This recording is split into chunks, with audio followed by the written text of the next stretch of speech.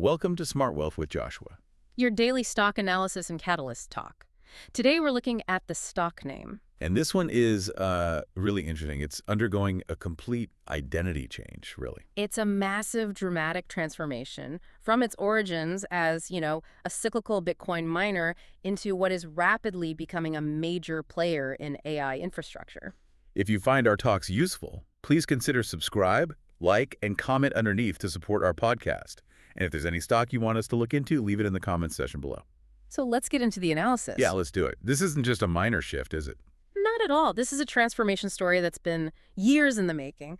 For so long, the company was just fundamentally tied to the volatile price of crypto. Right. You'd watch Bitcoin, you'd know how the stock was going to do. Exactly. But over the last year, they've executed this incredible operational pivot. They're funding a massive AI infrastructure build-out using the cash generated from those profitable Bitcoin operations. So it's basically becoming a secure, secular AI growth play. That's the goal. And the numbers are what really validate this whole pivot. They're the most compelling argument. We're not just talking about minor tweaks here. This is a fundamental financial inflection point.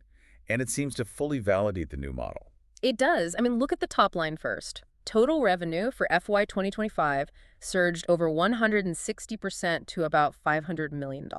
Which is excellent growth on its own, but the real proof is always the bottom line, right? Proving the model is actually sustainable. That's where the swing is truly dramatic. They moved from a net loss in the previous fiscal year to posting nearly $87 million in net income for FY 2025. That turnaround alone is substantial. But the acceleration is what matters most for the future. If you look at the Q1 FY 2026 results, which is just the early stages of this AI pivot, the numbers are almost exponential.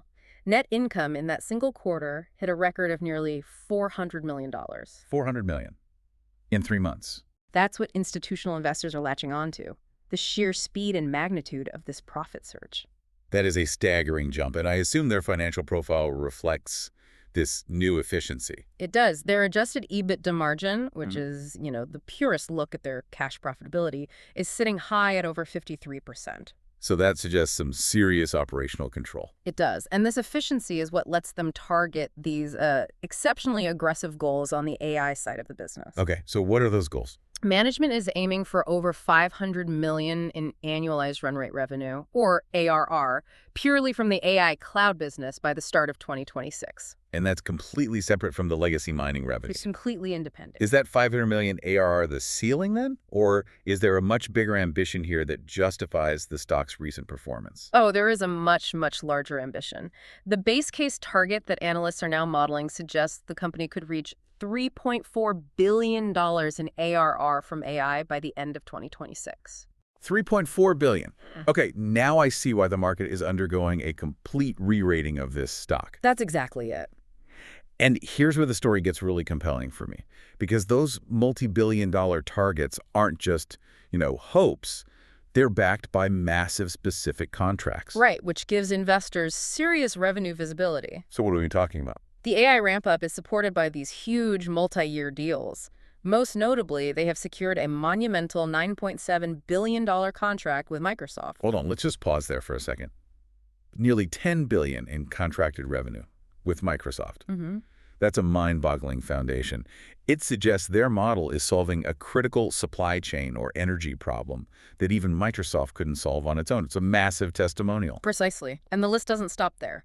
They also secured a $5.8 billion deal involving Dell for the crucial NVIDIA chips. So you add those two up. Yeah. We're talking over $15 billion in a contracted pipeline. It completely changes the risk-reward profile of the business. And it's not just the money, is it?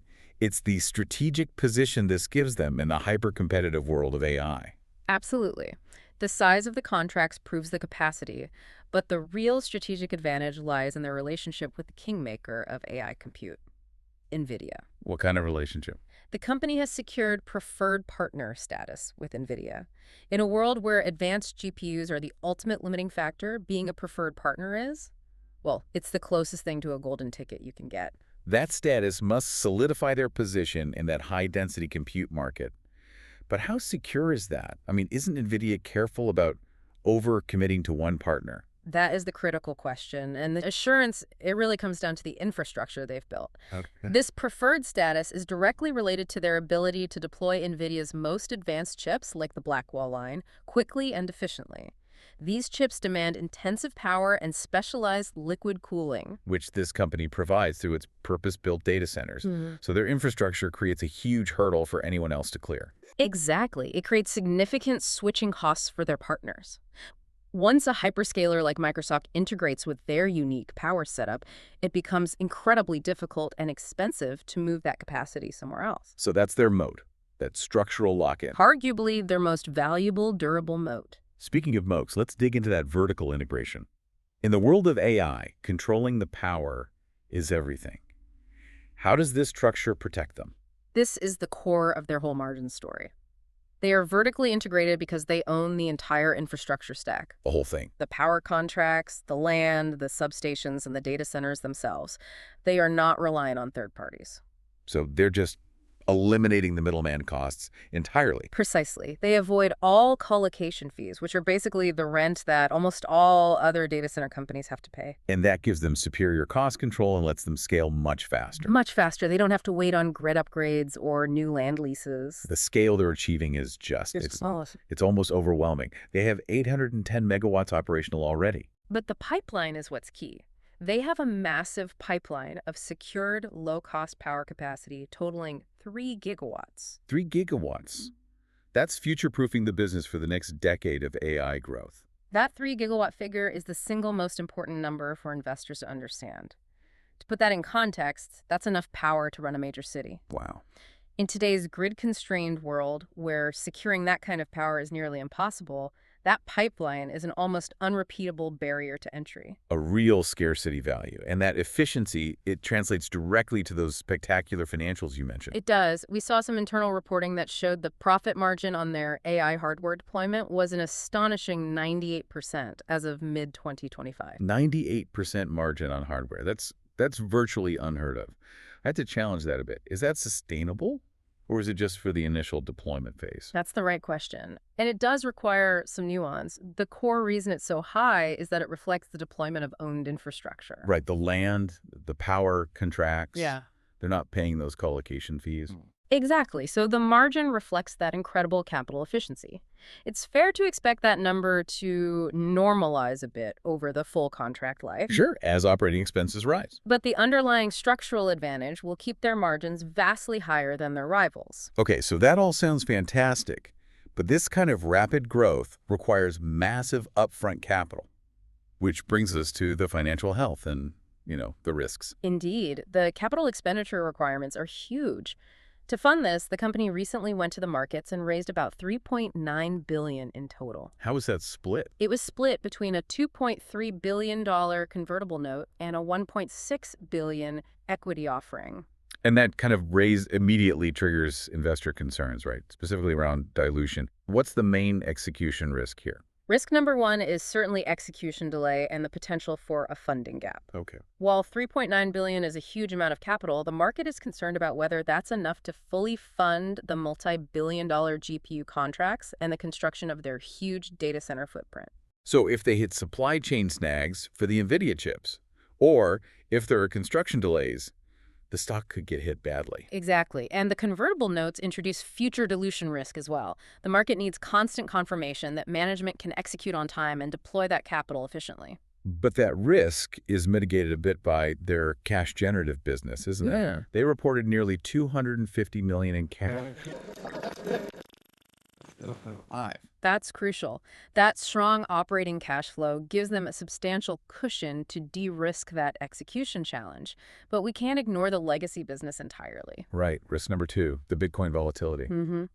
While the AI pivot is insulating them, the mining operations still generate meaningful cash flow today. So what's the exposure there? If we saw a sharp decline in Bitcoin's price, it could still impact the company's overall profitability by maybe 15 to 20%. It's a risk that's shrinking, but it's not gone. Okay, let's pivot to the technicals and market sentiment, because this stock has been a bit of a rocket ship recently before pulling back. It was an absolute monster run, rallied between 270 and 300% year to date. But recently we've seen a very healthy pullback. Down about 5.5% from its highs? settling around that $40 mark. Right. And why is that considered constructive and not a red flag? It's seen largely as disciplined profit-taking after that massive run. For new investors, it creates a much more attractive entry point, especially since the stock has held a strong base well above its 200-day moving average. So the long-term uptrend is still intact. Firmly intact. What about the big money? Is institutional conviction still there? Extremely high. We see ownership exceeding 41%, and importantly, there's evidence of cluster buying. So firms are adding to their positions on this dip. Firms like Jane Street Group and Farther Finance Advisors have significantly increased their stakes. It suggests informed money believes this pullback is a temporary discount. And that supports the analysts' expectations, which are pretty bullish. If they hit that $3.4 billion ARR goal, what's the implied upside from $40? The market consensus shows significant potential. The median analyst price target is at $55, which is already about 36% upside. But there's some much higher targets out there too, right? Oh, yeah. The bullish outliers are projecting targets as high as $100. The range itself really speaks to the potential massive reward if they flawlessly execute. And to see that upside, we need that execution confirmation. So what's on the Catalyst calendar? What's the next big event? The calendar is clear on this one. The most critical near-term event will be the Q2 FY26 earnings report, scheduled for February 11th, 2026. And what are the two things the market will be laser-focused on in that report? First, confirmation on their AI/AR progress toward that initial $500 million annualized goal. Hitting that proves the contracts are deploying. And second? Second is clarity on capital deployment. How efficiently are they spending that $3.9 billion they raised? The pace of that spending is a measure of their execution confidence. And beyond that date, we should probably watch for any news about accelerated data center deployment, like their Sweetwater hub. Definitely. And given their massive 3-gigawatt power pipeline, there's always the speculative possibility of another hyperscaler contract beyond Microsoft. Amazon, Google, Meta, they all need that kind of power. It's the ultimate constraint in the industry right now. So wrapping this up, what's the core thesis here? The core investment thesis here is really an asymmetric risk-reward scenario. The market is fundamentally re-rating the company, moving away from a volatile crypto play. And toward valuing it as a high-growth AI infrastructure giant. With billions in revenue locked up by contract, the vertical integration, that scarce 3-gigawatt power pipeline, and the high-margin deals are the differentiators. While there are execution risks, the potential upside, supported by those bullish targets and institutional buying, suggests this is an opportunity that rewards conviction. Exactly. Conviction in the execution of their power-to-compute model. Thank you for joining us for this analysis. We encourage you to subscribe to Smart Wealth with Joshua for more daily market analysis.